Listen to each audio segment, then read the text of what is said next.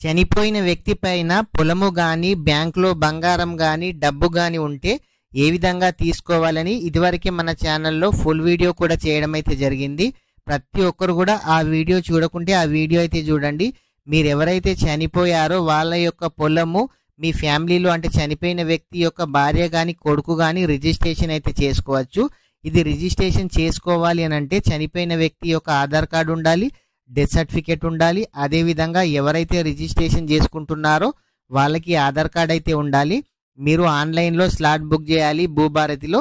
తర్వాత మీరు ఎంఆర్ఓ ఆఫీస్కి వెళ్ళినట్లయితే మీకు ల్యాండ్ అంటే పొలం అనేది రిజిస్ట్రేషన్ చేయడం అయితే జరుగుతుంది.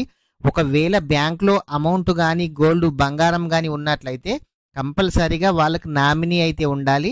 నామినీ ఉంటే నామినీ ఎవరు ఉన్నారో వాళ్ళకి ఆ అమౌంట్, ఆ గోల్డ్ బంగారం అయితే ఇవ్వడం అయితే జరుగుతుంది. ఒకవేళ బ్యాంకులో గనక నామినీ లేనట్లయితే కంపల్సరీగా ఫ్యామిలీ మెంబర్ సర్టిఫికేట్ అయితే కావాలి. ఫ్యామిలీ మెంబర్ సర్టిఫికేట్ అప్లికేషన్ చేసిన 1 మంత్ లోపు మీకు రావడం అయితే జరుగుతుంది. ఈ ఫ్యామిలీ మెంబర్ సర్టిఫికేట్తో పాటు ఆ బ్యాంక్లో ఇదివరకే అకౌంట్ ఉన్న 2 షూరిటీ సిగ్నేచర్స్ కావాలి. అట్లాంటి ప్రాసెస్ అయితే మీకు ఈ గోల్డ్ కానీ, బంగారం కానీ తీసుకుంటే ప్రాసెస్ అయితే ఉంటుంది.